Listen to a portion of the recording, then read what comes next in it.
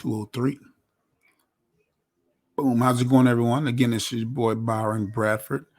Coming to you live. I'm using my software today. It's going to be StreamYard. And again, I just want to talk about the American budget. I'm getting my data straight from the OMB, Office of Management and Budget. We sometimes don't know what the vision is and what it takes to run a government. We see the after effects of it or the lack of action. But I just want to go probably read a paragraph and a couple of pillars, how they're basing the way they're moving forward. Excuse me there. All right. I'm going to read for you right quick. Read this paragraph to you so we have a better understanding. The budget creates a steady vision inspired by a hardworking spirit of the nation that will lead us toward prudent spending choices that will promote a safer, more prosperous, and secure America.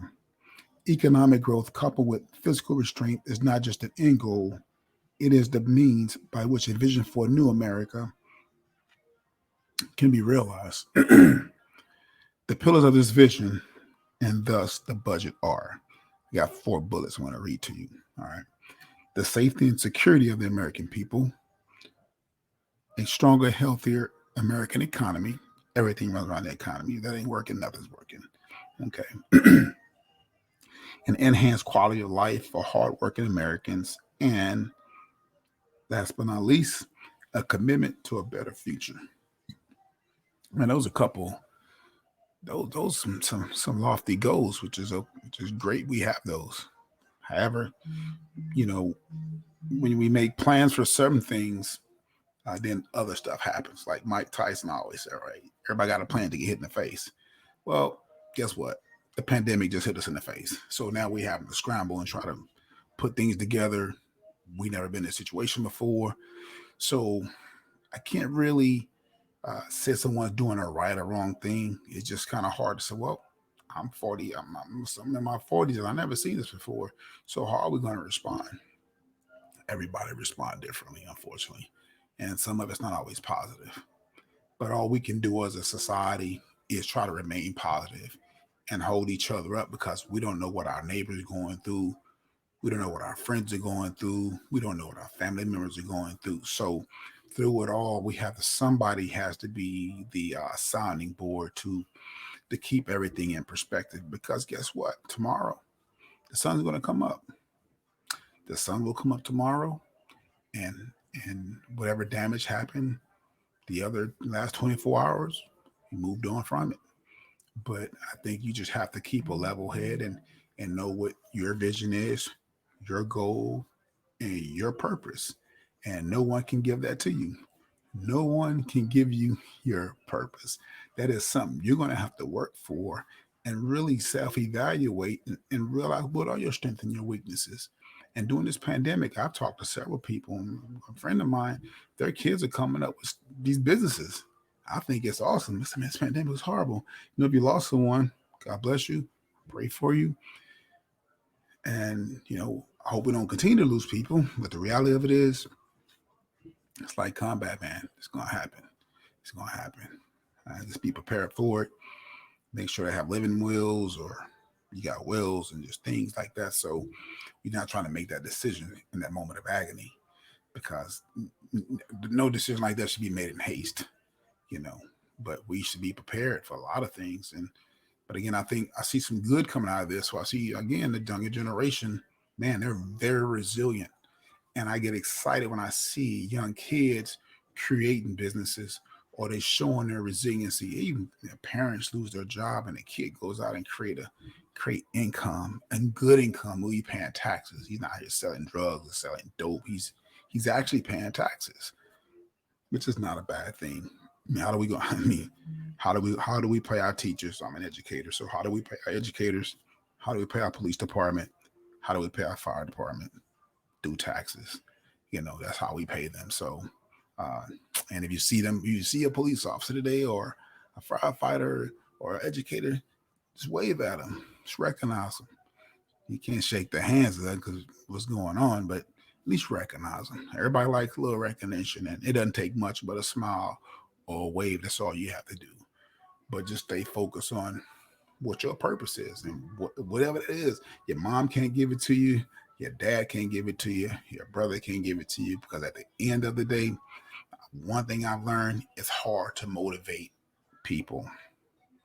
They have to really be at their wits' end, really frustrated to get them motivated. And I just don't have that kind of energy, bro. So you got to bring a little something to the table where we can, tweak here and tweak there and get you where you need to be at. But when I got to come from the bottom and we got to build brick by brick, I've done that with myself.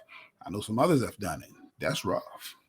Brick by brick, that's rough. That's not an easy thing to do. I'm not saying you can't do it, but a lot of that's going to be intestinal fortitude that you're going to have you're gonna have to have the variables in place: the integrity, the character, the discipline is a huge thing. And man, I did 28 years in service. Man, I had a coach named Coach Martinez. Yeah, I'll go back even further. I remember at Drain Middle School, I had in Corsicana, I had Coach Cummings, 7th grade, and then I went to 8th grade in college. I think I didn't play for Coach Shannon, but I remember Coach Shannon. My aunt had Coach Shannon in her class. He was one of her teachers. She always taught Coach Shannon. Coach Shannon. Um, then with the high, then I started Carson, Canada. I moved over to Clean, and I started playing for my sophomore year, freshman year. Coach Martinez playing linebacker, and um, he was. I think I always had to work that thing from my mom.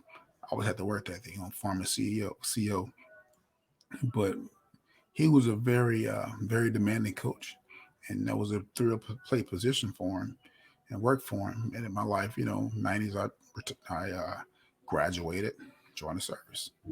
Uh, and 9.5 years, I left, went and got educated, used my GI Bill to get my bachelor's degree, and later tuition assistance to get my master's. Um, and then I decided to, I was already back in, but you know, went back and finished off the last 9.5 years. It just made to me, good economic sense. As I tell people, it just made good economic sense to finish, go ahead and close that door and then move on. That's not something. Some people hang around for 30 and 40. Man, good luck. Good luck to you. Have fun with that. But it served its purpose for me, and I think through that experience, I'm able to come to you today a better person than I was prior to that experience. But for the most part, you have to find your purpose. There's several books out there. One I recommend is Miles Monroe. He passed in a plane crash. Uh, awesome. I don't have any books up here with me for Miles. No, Mr. Monroe passed, but great. Miles Monroe, man, one author I definitely love reading about. Just the strength and spirituality he carried with him, and you try to pull some of that from him. But for the most part, you have to find your purpose, because once you find your purpose, you will start maximizing your time. And once you start maximizing your time, you become a new, improved, better version of yourself.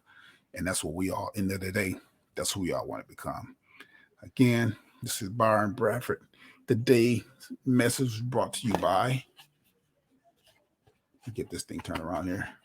It was brought to you by Lean MR. Lean MR. And if you want some protein shake, I think it's 21 grams of protein in here. It's very healthy, 180 calories per serving, 2 scoops, only 10 grams of cholesterol, 10 milligrams of cholesterol, um, iron, sodium, just a very, you got to get the extra protein in your body if you're not eating right, because I know we just don't have the time to eat right this day and time. But please check out the website. You can order it right there. B12 Fitness Group's name of the company. It's a veteran-owned business. www.b12.fit.com. Check out the website. Order some stuff and see if you like it. We have vitamins on there. We have vegan materials. We have a lot of different things on there, because I believe in your mind being strong as your body. All right. No opinions, just facts, and be policy driven.